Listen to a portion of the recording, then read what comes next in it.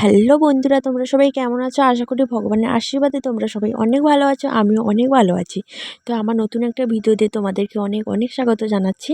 আজকে ব্লগটা দুপুর থেকে শুরু করলাম। আজকে যাবো একটু জায়গা, ভয়ঙ্কর একটা দৃশ্য দেখতে যাব। মানে দিদি ফোন করছিল, মানে দিদিকে আমি ফোন করেছিলাম যাব বলে। তো যাব ওখানে।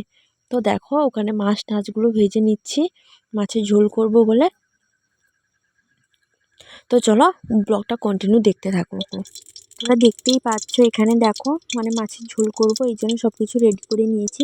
আর এখানে মাছের মাথাটাকে ভাজছি ভালো করে তেলে। তারপরে দেখো মাছের মাথাটাও ভাজা কমপ্লিট হয়ে গেছে। তারপরে এই যে পেঁয়াজ কুচিগুলো দিয়ে দিলাম।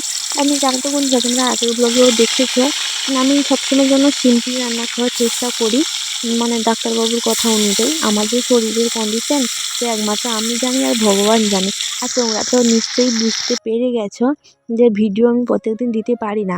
একদিন ভালো থাকি তো তারপরের দিন অসুস্থ হয়ে পড়ি আমি, এই জন্য মানে ভিডিও করতে পারি না, তোমাদেরকেও দিতে পারি না। আমি যা শর্ট ভিডিওগুলো দেই, তাও আবার সেগুলো একদিন করলাম সেইগুলো ছাড়লাম, কিন্তু আমি প্রত্যেক দিন ভিডিও করতে পারি না। তো যত আমার শরীর যদি না সয় আমি কি করব বলো? আমার শরীরটাকে তো আগে দেখতে হবে, তাই না? তো দেখো সিম্পল রান্না করছি। এখানে দিয়ে দিয়েছি টমেটো, পেঁয়াজ কুচি, কাঁচা লঙ্কা আর একটু হলুদ গুঁড়া, লঙ্কা গুঁড়া দিয়ে দিলাম। তারপরে এই যে মানে জল দিয়ে দিলাম। এখানে আলু দেবো না, এমনি সিম্পল ঝোল রান্না করব, মানে আলু ছাড়া মাছে মাছে ঝোল করব। এখানে দিয়ে দিচ্ছি নুন। তারপরে মানে দোকান থেকে মাছ কিনে নিয়ে এসেছিলাম, মানে 300 মাছ, মানে 5 পিস হয়েছিল। 2 পিস দিয়ে দিলাম। একাই খাবো তো বুঝতেই পারছো তোমরা, একাই খাবো, মানে পিসগুলো একটু ছোটো ছোটো আছে তাই জন্য 2টো দিলাম। আর এখানে দেখো উপরে ধনে পাতা দিয়ে দিলাম। তোমাদেরকে তো আগের ব্লগে বলেইছি আমি মানে ধনে পাতা খেতে খুবই ভালো লাগে আমার, এই জন্য সব সব মানে রান্নাতে আমার ধনে পাতাটা চলে, সব কিছুতে দিই। এমনকি চচ্চড়ি হলেও আমি ধনে পাতা দিয়ে চচ্চড়িটা করি, আমার ভীষণই ভালো লাগে ধনে পাতা। তো এখানে দেখো তরকারিটা হয়ে গেছে, এরপর নামিয়ে নেব। তো দেখো বন্ধুরা, রান্নাবান্না সব কিছু কমপ্লিট হয়ে গেল আমার। তারপরে ওখানে দেখো হাতি ঘোড়া আর যে মানে কি বলে চঙ্গা, তারপরে ফুচকা এগুলো নিয়ে এসেছিলাম। তো সেইগুলোকে মানে আজকে রোদে দেব, কারণ আজকে বিকেলবেলা ফুচকা বানানোর একটা প্ল্যান আছে। সেই জন্য এই যে দেখো ছাদের উপরে চলে এসেছি, মানে এগুলোকে রোদে দিয়ে দিলাম থালায় করে। আর এগুলোকে একটু রোদে দিলে না বেশ ফুলে ভালো। মানে আগের বারে আমি করেছিলাম ফুচকা, সেগুলোও কিন্তু রোদে দেওয়া ছিল না, তাও ফুলেছে। এগুলো কেমন হবে জানি না। তারপরে দেখো ভাত খেতে বসে গেছি। তারপরে এখানে দেখো তোমাদেরকে বলেছিলাম আমি একটা জায়গা যাব, তো সেইখানে চলে এসেছি। তো এটা হচ্ছে আমাদের মানে আমার ভাসুরের মানে ফিশারি যাকে বলে, মানে ভেনামি ছাড়া আছে এখানে, বাগদা ভেনামি বিভিন্ন, মানে একটা একটা ফিশারিতে একটা একটা ছাড়া আছে। তো সেখানে এসছি, মানে এখানে আমার জার ভাসুর থাকে। তো সেইখানে এসছি একটু ঘুরতে, ঘুরু করবো, আর একটু দুটো ভিডিও বানাবো। আর এখানে না ভয়ঙ্কর জায়গা, ভয়ঙ্কর, তোমাদেরকে দেখাও বন্ধুরা, তোমরা দেখবে গাটা মানে শিরশিরে কাঁটা দিয়ে উঠবে, এতটা ভয়ঙ্কর জায়গা, জঙ্গল। আর শিয়ালের বসবাস এইখানে। এই যে দেখো জঙ্গলটা, আরও তোমাদেরকে দেখাবো, মানে এত জঙ্গল এখানে কিভাবে থাকে আমার যাওয়ার ভাসুর আমি ভাবি মনে করছি। আর ওখানে দেখো দিদি আর আমি দাঁড়িয়ে দাঁড়িয়ে কথা বলছি। আমি বলছিলাম যে এখানে কীরকম থাকো তোমরা, আমি তো হাত ফেল করে যাবো মনে হয় একদিন যদি থাকি। দিদিকে বলছি যে চলো তাড়াতাড়ি ভিডিওগুলো করে নিই, তারপর আমি বাড়ি যাব, আমি এখানে থাকবো না। এত ভয় লাগছিল না, মানে মানে জাস্ট একদম আমার এরকম ভয় কোনোদিন লাগে না, আজকে যে ভয়টা লাগছিল, খুবই ভয় লাগছিল। আর দেখো দাদাদের ফিশারিগুলো একের পর এক সবগুলো আছে এখানে।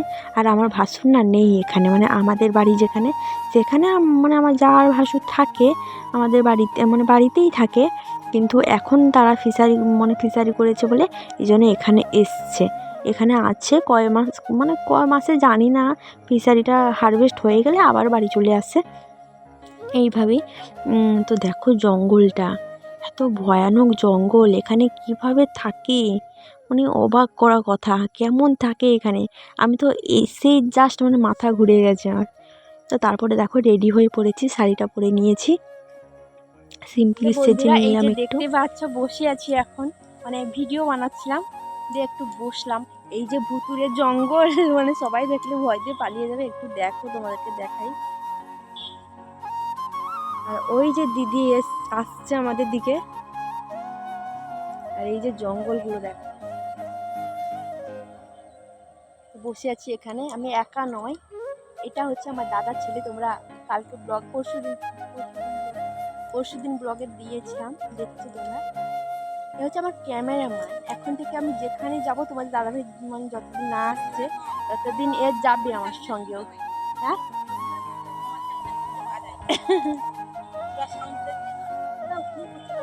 হয়েছে সার হয়েছে। যা বসে গেছি গল্প করতে, এখন গল্প করছি, তারপর বাড়ি যাব। সন্ধে হয়ে যাচ্ছে, এখানে একদমই থাকা সম্ভব না। দিদি থাকতে পারে কিন্তু আমি পারি না, ভয় আমার বেশি। দিদি সাহস আছে। আর ওইখানে দেখা একটা পাখির বাসা।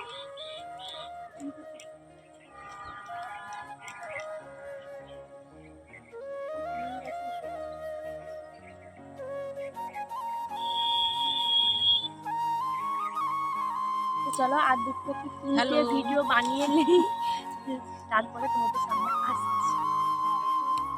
বন্ধুরা দেখো, দিদি বলল যে চলো আর একটু এদিকে দেখিয়ে নিয়ে আসি। তো এদিকে তো আরও জঙ্গল, মানে দিদিরা যেখানে থাকে সেখানে একটু কম, মানে এদিকে আরও বেশি জঙ্গল। দিদি বললো যে চলো, আমি বললাম যে না, আমার ভয় করছে। বলছে চলো না, আমি যেখানে আছি ভয় নেই, চলো। এই জন্য দিদি আগে আগে যাচ্ছে, আমি মাঝখানে আছি, তারপরে আমার দাদার ছেলে পিছনে আছে। বন্ধুরা যেতে যেতে এটা কি এমন দেখলাম আমরা বস্তার ভিতরে, তো জানি না, বুঝতেই পারছি না কি দেখলাম এটা। চলো তোমাদেরকেও দেখাই কি হতে পারে এটা।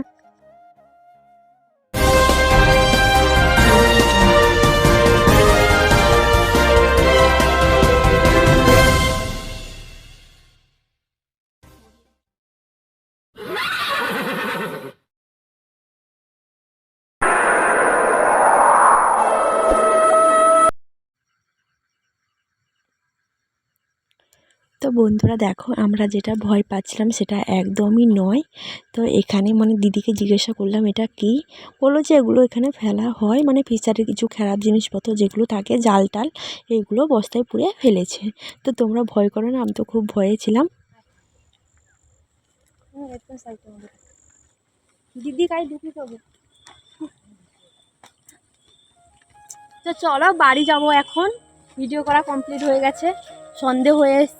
এই যে জঙ্গল, তো বাড়ি যাই, বাড়িতে গিয়ে আবার কথা হবে তোমাদের সঙ্গে।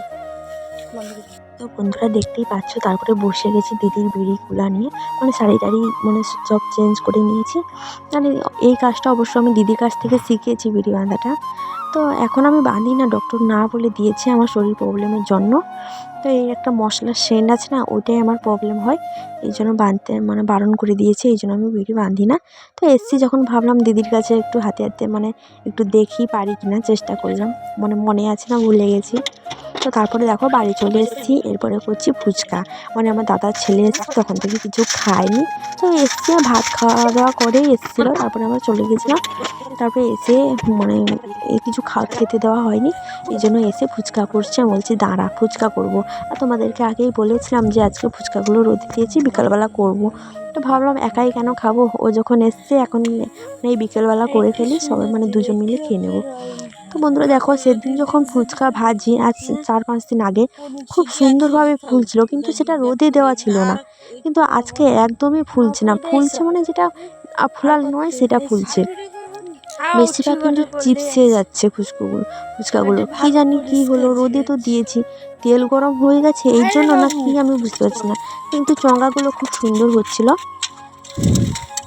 তো দেখো এগুলোকে চঙ্গাগুলোকে ভেজে নিচ্ছি।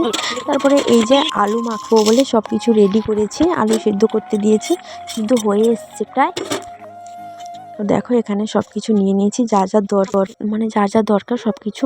তো দেখো এখানে আমার আলু মাখা কমপ্লিট হয়ে গেছে, তেঁতুল জলটাও করে নিয়েছি। আর তেঁতুল জলটা খেতে কি লাগছিল, মানে ফুচকাটা একটু চিপসে গেছিলো, মানে হয়েছে 4-5টা ফুচকা ফুলেছে, আর সবগুলো মানে 10-12টা ফুচকার মধ্যে 4-5টা ফুলেছে, আর সব চিপসে গেছে।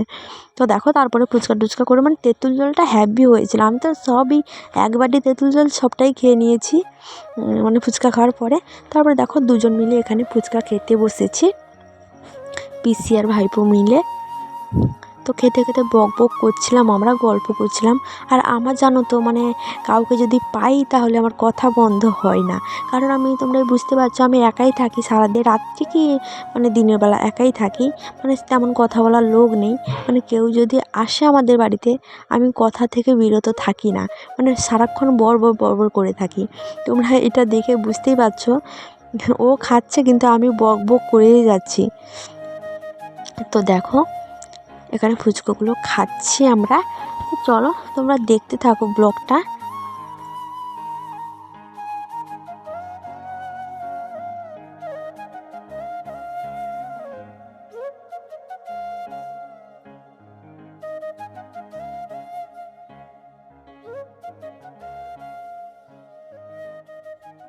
তো বন্ধুরা আজকে ব্লগটা এখানে শেষ করছি। তো আজকে ব্লগটা বেশি বড় করতে পারলাম না, যতটুকু পারলাম চেষ্টা করলাম ব্লগটা করার জন্য কন্টিনিউ। তো বুঝতেই পারছো এখন না ব্লগটা এডিট করতে বসে মানে এডিট করার ব্যাপার আছে, না এডিট করতে বসলে বুঝতেই পারছো তোমরা কখন আর এডিট করবো কখন পাবলিশ করবো।